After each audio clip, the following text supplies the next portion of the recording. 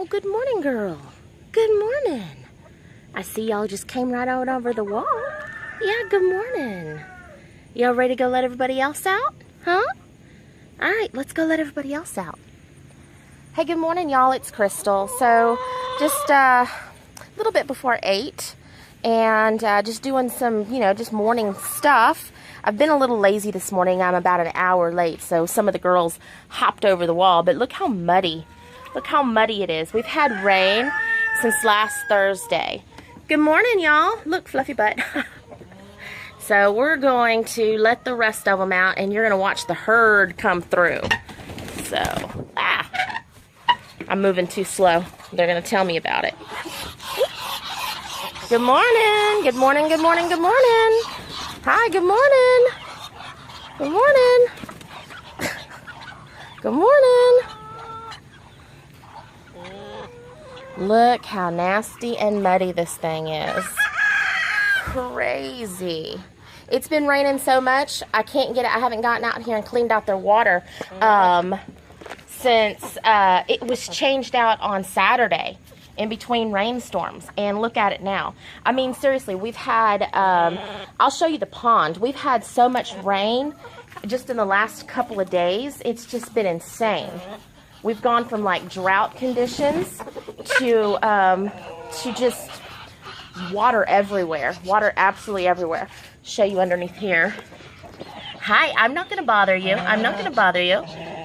Just showing everybody how you're sitting on your egg so nice.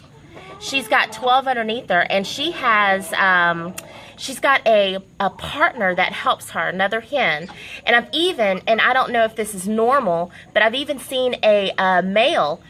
I'm not going to bother you, honey. I think we're on lockdown. I've even seen a male sitting here while the girls go out and eat, which I don't know if that's normal behavior or not. Let's see. Is anybody laying this morning? Nope. Looks like she was going to do something, but I interrupted her. Good morning. All right. The chicken coop does not normally look like this. But not much you can do when it's absolutely raining every single day.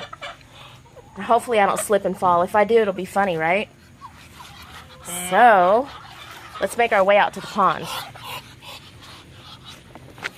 So this pond we have out here is like, I want to say it's about a 1/4 acre, maybe a little less than that. And I think in the deepest spot it's about 20 feet, something like that. The ducks are already taking advantage and taking a bath. But this pond has, since the rain started on Thursday, has raised up right at about, if not more than 6 foot. I mean, it was really, really low. You could see all the way down. I mean, this was all visible. I mean, you could walk all the way down there. You can't anymore. It's about 6 foot higher than it was. I know Roscoe came out here yesterday to go take a swim, and he's like, oh, wait a second. It's a little bit deeper. So, let's walk over to, y'all look, I'm never alone. I'm never alone. So, let's walk over to the garden. And, like I said, this is just a little bit about what I do every day. Good morning, big boy. This tree right here, my husband planted it. It was this teeny tiny little twig, and he pulled it out of one of the fields. I can't remember if it's that field or that field over there. I guess it really doesn't matter. He pulled it out of the field. It was this teeny tiny little twig, and it died. And so we thought, hey, no big deal. We tried. The next year, it came back, and you can see there's a beautiful tree. This is a willow tree, and willow trees, they actually have a medicinal purpose. They have the same component as aspirin. So like if you have a headache, you can make some tea out of the leaves, or you can chew a leaf, and it will help alleviate that pain.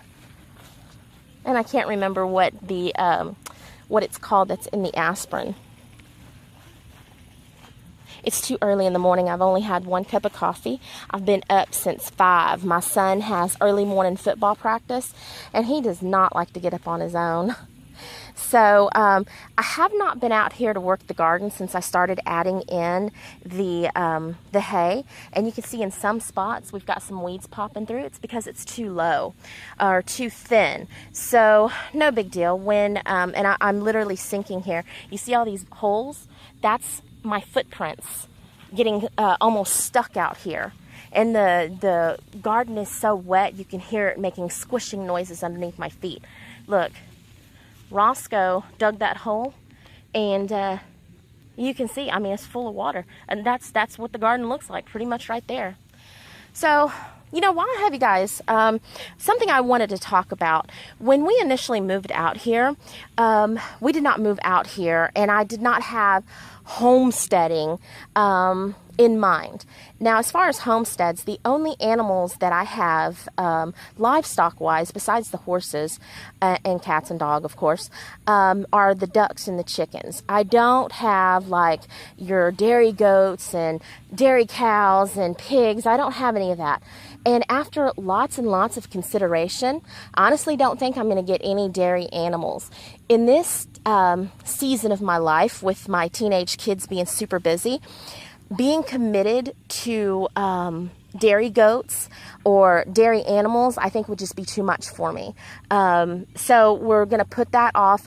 But I got a great idea from a friend of mine who, when our FFA kids have their livestock show every year, and then they have their auction afterwards, she always buys a pig or two, and she'll keep them on the quote-unquote payroll for a couple of months, and then send them to the butcher. And I thought, what a great idea. Number one, that the kids that raise the pigs that she's buying, that's going to go towards her scholarship. So you're benefiting local kids in the community who really worked really hard. So they deserve it. And two, I'm not committing to this, raising babies and feeding them out. I'm only committing to a couple of months. So I think that's the route I'm going to go next year. And I think I have a pen over here that used to be a dog pen. We're not going to walk out there because look how wet it is. But that pen right there, I'm going to sweet talk my husband into reinforcing that, and I'll use that as a pig pen. So still working out kind of the details on that. And I mentioned it to him, and he didn't frown upon it. But I just don't think I want to raise any. The chickens and ducks, they're super easy. If I want to leave and go on a small vacation, then I can leave them food and water in, they can self-water and self-feed. I don't have to worry about it. And I can have somebody just quickly pop in on them, and it's not a lot of maintenance to them. Dairy goats, dairy cows, lots and lots of maintenance. But while we're out here, look at these long yard beans.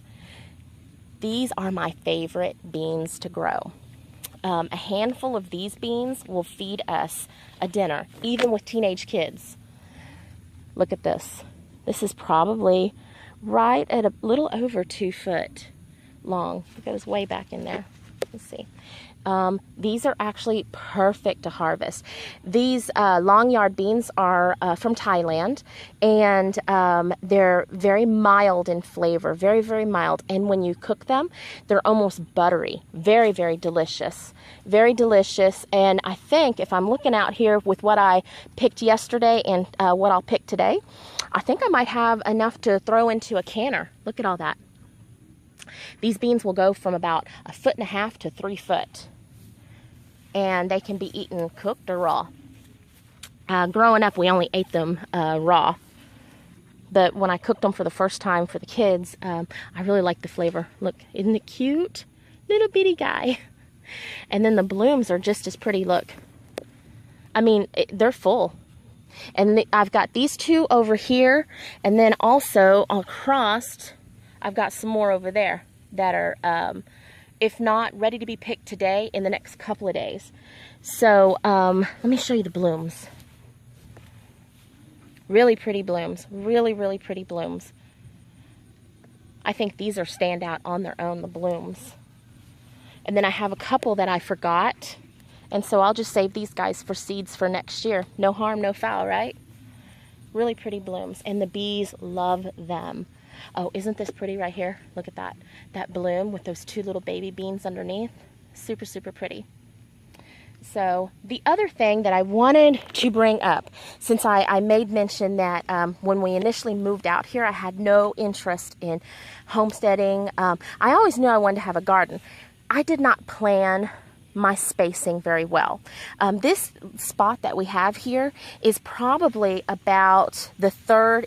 This is the third spot that I've gardened in. The first two spots were on the other side of the property, on the other side of the garage, and I quit gardening over there because of wildlife. Had some deer, pigs. It wasn't protected by the fence. So I brought the garden inside the fence, and this is where I'm at. This was kind of a whole area. Literally, there was a hole out here, and I've, over the last 3 years, have raised it up. Before the 3 years, this was all raised beds out here. This whole area was full of raised beds. And I'm not a fan of raised bed gardening because I'm not a fan of getting out and doing a lot of work as far as coming out and committing to watering twice a day. You know, once a day is cool, but committing to twice a day watering is just, it's a lot, and it's a lot on my well.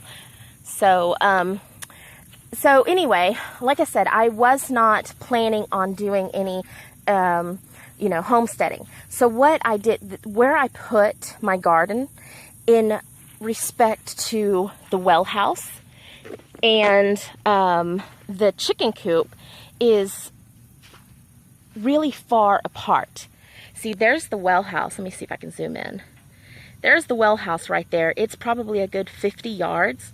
And then the chicken coop is another 50 yards from the well house.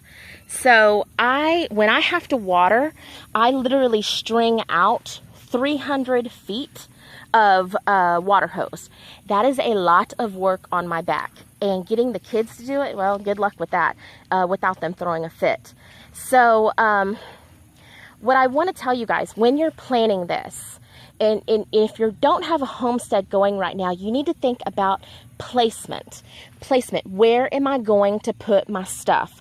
Where's the well house? Where's the water hose? You know, am I going to commit to stringing out 300 feet of water hose? So think about that kind of stuff. That's the stuff that I did not think about when I put all this in. I literally just put this stuff in and didn't give it much thought. And now that I'm looking back in retrospect, stringing out 300 feet of water hose is kind of ridiculous.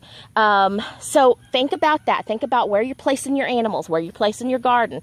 Are you going to have another well? These are all things that I did not think about. So think about that. Anyway, that was really it. I wanted to talk about, you know, just give you a little tour, talk about placement of stuff because, you know, I don't want you to have to string out 300 feet of water hose. I don't want you to make the same mistake that I did. You know, maybe we can learn a little bit from what I'm having to deal with. My husband is actually getting ready to bring a water source out to the garden area for that very reason. He's getting ready to, and this is going to be a lot of work. Either that or we have to hire a contractor. He's going to, from the well house, he's going to, there's the well house right there. He's going to bring a water source right out to this pole right here, and then another water source out to the garage areas.